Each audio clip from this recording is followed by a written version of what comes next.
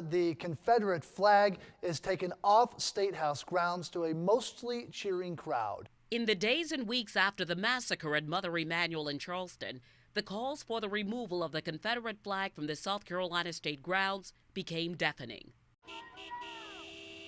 On Friday, July 10th, News 2 provided live team coverage as the controversial flag was lowered for the last time. Days later, News 2 was first on the scene of breaking news in Berkeley County. I just seen one plane coming this way, one going this way, and then they just exploded in midair and a fireball, and then the plane landed in my yard. Debris scattered across neighborhoods when an F-16 collided with a Cessna. Just a lot of damage here on both of these homes, really, after that engine landed, literally falling out of the sky. In September, a rare tornado tore across Johns Island, snapping trees and power lines and damaging dozens of homes. But News 2 found signs of hope amid the destruction. Rubble, and then I have 3 eggs sitting right here and debris all around it. Then in October, a menacing situation off the South Carolina coast. We're thinking everybody's going to get at least 6 inches of rain.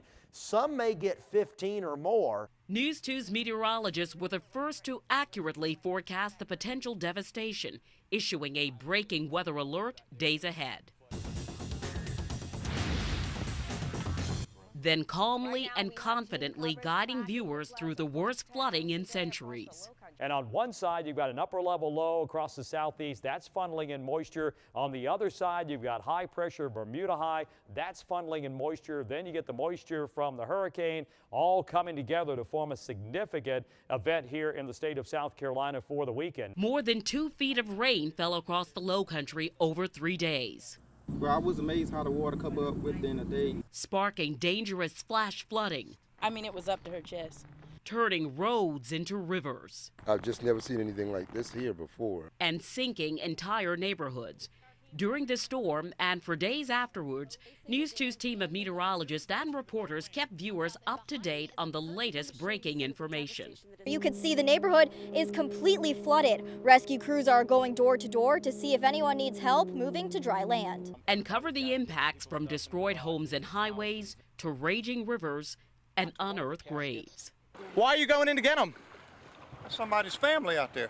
We got to show respect. This is respect. We got to respect the dead. I mean, but that's family suffering. Here's their family out there popped up out of the ground.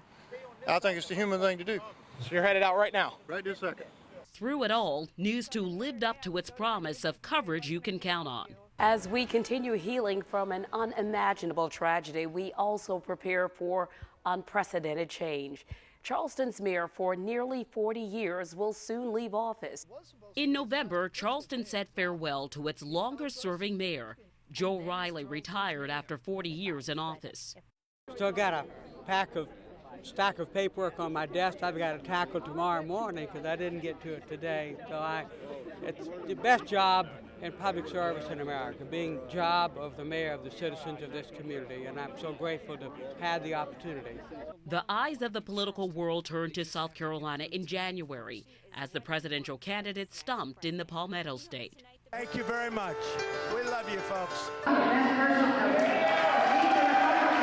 News 2 was there for 2 big debates, providing viewers expert analysis and team coverage of candidate rallies and protests. These locals from Charleston came over to kind of start spreading their message. Carly Fiorina, Rick Santorum, Mike Huckabee, we're going to be able to see what they're talking about as their debate starts in a few minutes. As we are just hours away from this Democratic debate, you have Hillary Clinton, Bernie Sanders, and Martin Malley set to hit the stage at 9 o'clock tonight. I'm going to be in the spin room watching from here and, of course, live tweeting, and we're going to check back in with you a little bit later. Fast food workers, healthcare workers, and childcare workers all rallied here outside the Gilliard Center just moments before this Democratic debate, and they came here demanding a higher minimum wage. All of that campaigning led to the first in the South primaries, 2 weekends of comprehensive coverage as voters went to the polls. This victory tonight is for the parents and teachers in rural South Carolina. I want to begin by thanking the people of South Carolina. This is a special state. It was the end to a wild and memorable primary season. In June, News 2 marked the first anniversary of the deadly shootings at Emmanuel AME Church, with dozens of stories honoring those who lost their lives. And everybody knew if something was going on, you had to talk to Miss Lance. But yet she loved to smile and dance. And those who survived. I can remember a couple people asking her why was she crying, and she said she didn't know. And I said, you crying for no reason? That could have been a sign right there that danger was ahead. And sometimes I feel guilty. All of these people are gone and I'm still here. But I know God has me here for a reason. And touching tributes to the first responders and the leaders who helped guide Charleston through the crisis, turning despair into hope. Well, I have this, permanent, vivid memory of people subjected to this hateful, heartbreaking act respond with love. And that's what, I'll never forget that. Over the course of the past year, the News 2 I-Team solidified the station as the Lowcountry's best source for investigative journalism, the only true team in the market dedicated to righting wrongs and holding the powerful accountable.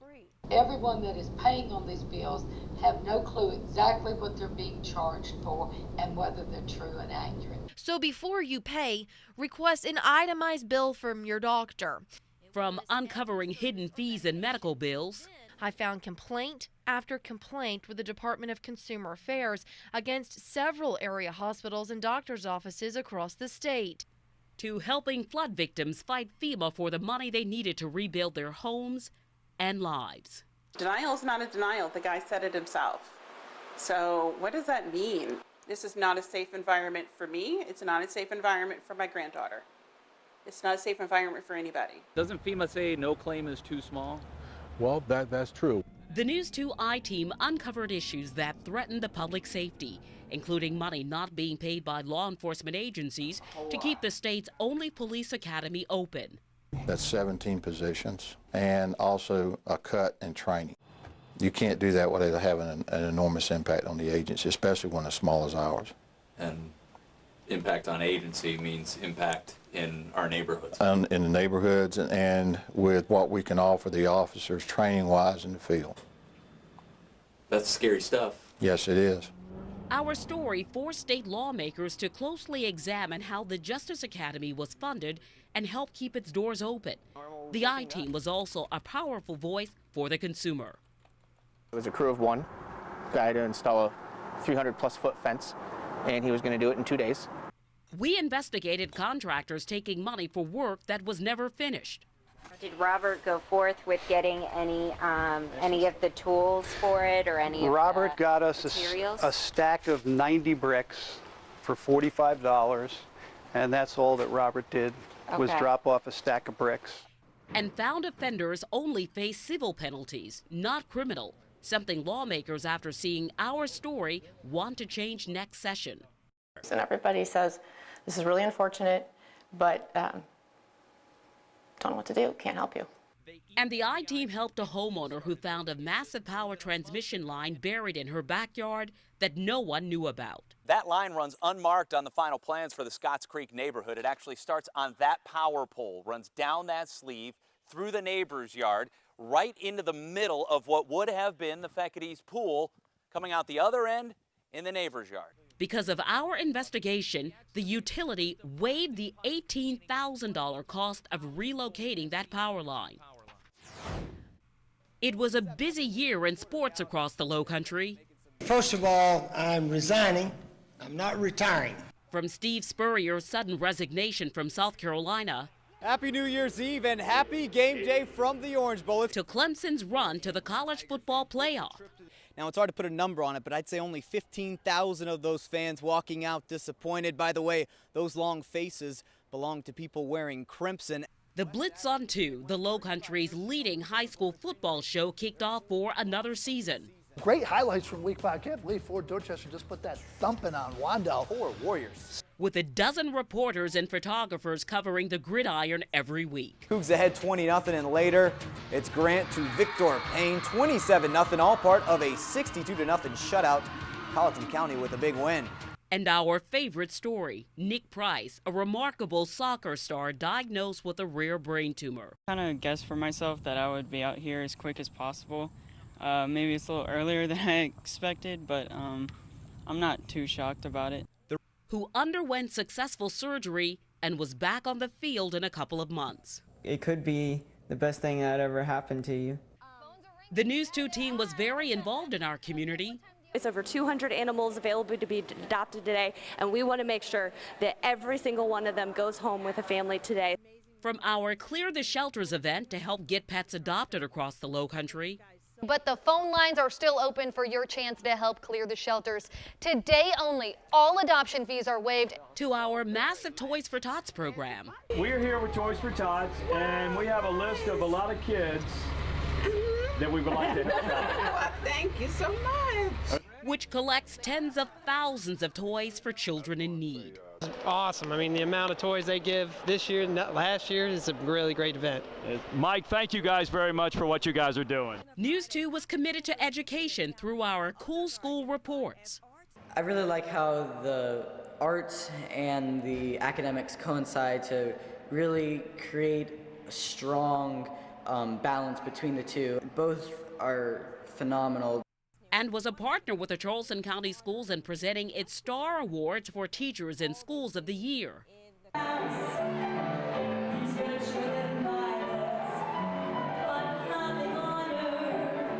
And our favorite event of the year, the Cooper River Bridge Run. A lot of folks are not in here to win it. They're just in here for socializing and just to say, I did it. Nearly 50,000 runners and walkers crossing the Ravenel Bridge. And News 2 provided live team coverage for several hours on the ground. Dominique Ondoro, Jeffrey Kinsey have been battling. Wow, what a finish. Year 2 in a row at 28:59. And in the sky.